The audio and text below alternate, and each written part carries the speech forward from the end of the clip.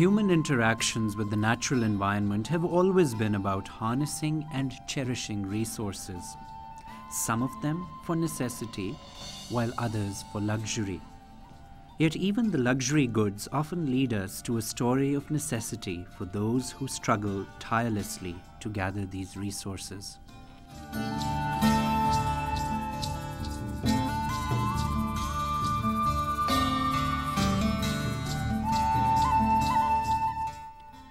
Our fascination with gemstones is emblematic of a human desire to possess what we perceive to be precious.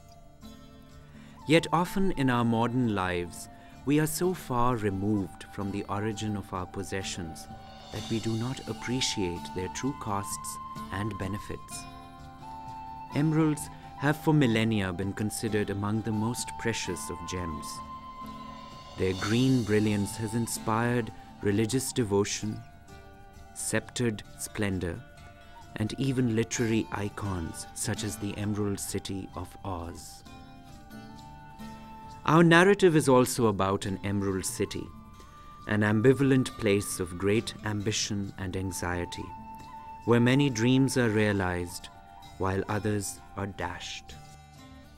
Campos Verde, the Green Camp in Portuguese, is Brazil's city of emeralds. Before 1981, this city did not exist on the map. There was a cattle farm in the area that is quite typical of this part of Brazil's vast interior. The state of Goiás is often referred to as Brazil's outback, with its own assemblage of cowboys on horses. A farming road was being constructed here in April of 1981, when construction workers discovered scattered green crystals in their excavation. What followed was the biggest emerald rush that Brazil had seen in ages. Within months, the population of the area soared to 20,000 as garimpeiros, or small-scale itinerant miners, flocked to the area. More than 20 years later, the demographics of Campos Verde have stabilized, and the settlement looks like most small towns in Brazil, except for a few exceptional commercial venues. After all, how could we be in a mining town and not have an explosives depot? Indeed, as the surface deposits for emeralds were gradually depleted, deeper mines had to be dug, requiring explosives. We proceeded to visit the area where the first emeralds were discovered. There is still a large depression in the land, and occasional garimpeiros still scour the surrounding pits for any vestiges of fortune.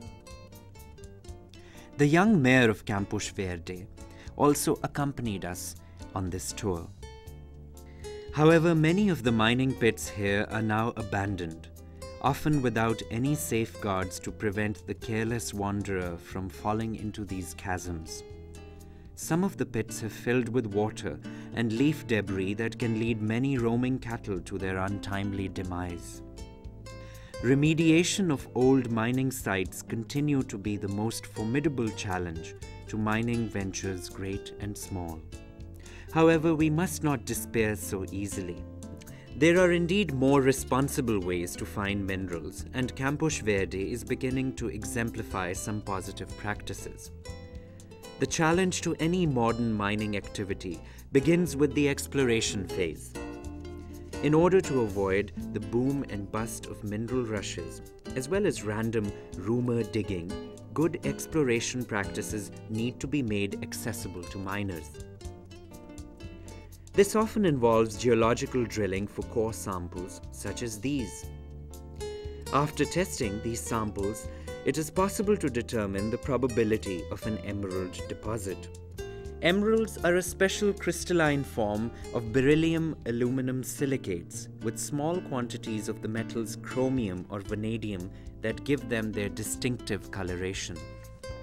A local town gallery shows the rock types in proximity to an emerald deposit to illustrate the importance of knowing where to dig. Emeralds in Brazil are embedded in schists that are metamorphic rocks.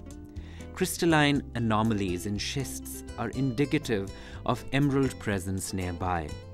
And if you're lucky, you just might find that crystal you are looking for nested somewhere in that rocky mass. We proceeded to a modern emerald mine in Campos Verde to get a first-hand taste for where these treasures come from. While older mining shafts were merely tunnels or timber-supported pits, newer mining shafts are constructed with concrete and can be as deep as 500 feet. The descent down to the ore body was still using a traditional saddle-styled elevator in which two miners precariously and awkwardly positioned themselves. As I descended down to the depths of the mine, the amount of water dripping around me was most noticeable. Indeed, the miners here work constantly against the rising tide of groundwater. Powerful pumps are required to dewater the mining chamber for mining. The miners have to carefully negotiate the narrow tunnels and overhanging electric cables, not to mention occasional chasms and deeper shafts to reach the precious ore. This miner proudly showed me an emerald vein immersed in groundwater that he was hoping to mine soon thereafter. The water that is such a problem beneath the surface is an essential feature of mineral processing on the surface. Once the ore has been crushed and processed, there is a need to wash out the silt and waste rock. The wastewater can present environmental challenges which have been noticed and addressed by this mine owner. We were proudly shown an innovative washing basin which allows for the silt to be collected before the runoff is discharged. In another mine nearby with older style washing basins, we saw what impact uncontrolled runoff can have on local ecosystems. The fine silt and sediment can clog fish gills and lead to the demise of fisheries. While chemical pollution is less of a problem, there are certain resins also used to fill emerald cracks and fuel oils for pumps and other machinery that can lead to some organic pollution. This streambed shows the impact of the siltation on the environment. Nearby, we also saw a more pristine stream to provide a comparative perspective. Water is also an important resource for the artisanal miners who try to work with whatever waste is left when the large mining trucks come and take their loads. Washing the material in small sieves, they try to find whatever remnants of the ore might be left. Many of these gem seekers are older women who also find their way to the market later on. The market is also quite a spectacle. There are piles of emeralds of various qualities. Buyers from Rio de Janeiro and Sao Paulo routinely come to choose what is most profitable. There are even buyers from as far off as India, where gem jewelry is very lucrative for cultural reasons. The Indian buyers will even buy the poorer quality emeralds, given the volume of their business. We were escorted by a police officer along the way. Crime is often a concern in mining communities. There can also be other hazards, such as fire, as many miners try to clear brush for digging holes. Market towns can be a place of immense energy and vitality. We went to a larger market town for emeralds in the state of Bahia, where an exhibition was underway to welcome a World Bank delegation. The mayor of the town showed the delegates that apart from emeralds, there were also numerous other locally produced consumer items, including handicrafts and confectionery. Some handicrafts were particularly innovative, such as this embroidered handbag made from the flip tops of soda cans. This town is also close to the largest underground cave system in Brazil, which can provide an alternative tourist economy. Even the waste rock from the mining areas is now being put to use by numerous mining ventures. Back at Campos Verde, our host told us about a cooperative of small miners that was attempting to provide training and competitive advantages for the miners. Additionally, he has started a program to train artisans in crafting sculptures from waste rock and semi-precious stones. There is a growing market for such art, and we were treated to some of the most recent artistic creations. Other mines are trying to harness supplemental ores from the emerald deposits, such as this molybdenum operation that has been developing alongside the emerald mining. Molybdenum is an important metal used in the construction sector, but it can also be toxic at small quantities to livestock, causing a disease called molybdenosis. There are, however, conservation groups and other non-governmental organizations that are active even in such remote areas to focus attention on these concerns. Religious groups have also been involved in advocating for greater responsibility of mining, though some biblical quotations on walls nearby also remind us of the importance of the mineral industry historically. Near one of the mines, we also see signs of other promising sectors as well. Cashew fruits and other exotic agricultural produce could also be a supplemental source of livelihoods for these communities. However, mining does initially provide a more attractive way to get wealthy urban investors to these areas. A German investor is visiting Campos Verde to consider investments. The key question remains as to what amount of this wealth actually stays in the communities. The local mine owner seems to have a relatively comfortable lifestyle, but the road to riches can be more rocky for the itinerant miner. Occupational conditions compared to the hazardous mines of yesteryears are improving with safety equipment available to many miners, though most of the garimperos are not so lucky. Unlike many of the mining towns of the past that were dominated by men living away from their families, most emerald mining areas in Brazil now have families living with the miners.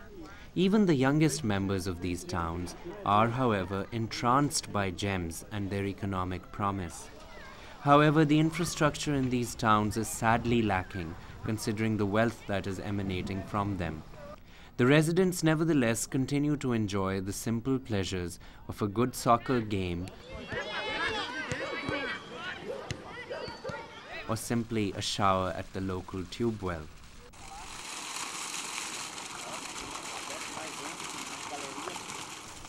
Moving up the supply chain for jewelry, there are also some gem cutting facilities in nearby towns which can provide a career trajectory for some miners.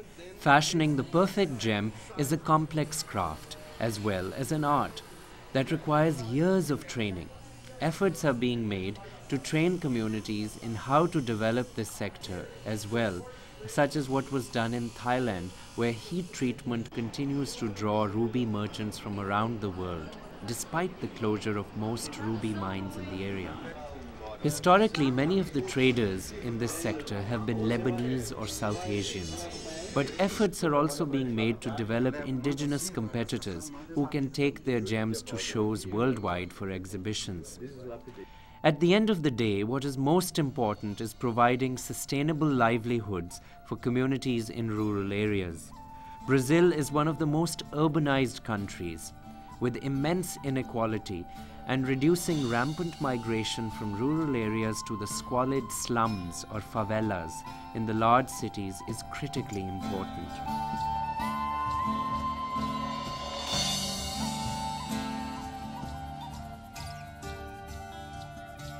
However, since minerals are an obsolescent sector by their very nature, the revenues from mining must be wisely invested in alternative development to prevent the formation of proverbial ghost towns across the landscape. Our impulse for treasure will continue to provide livelihoods for many miners, such as those in Campos Verde. Synthetic stones do not seem to have the allure of natural gems, largely because of the mystique that comes from having a natural stone from exotic depths. However, getting jewelers and consumers to be more aware of the source and true human cost of our desires is also essential. The joy and wealth that such desire generates must indeed be shared by all those who strive so tirelessly to bring that sparkle to our lives.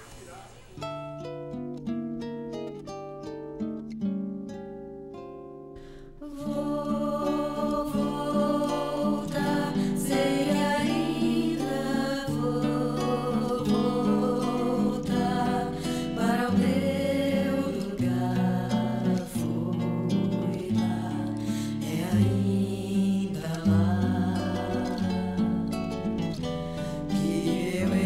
Dieu.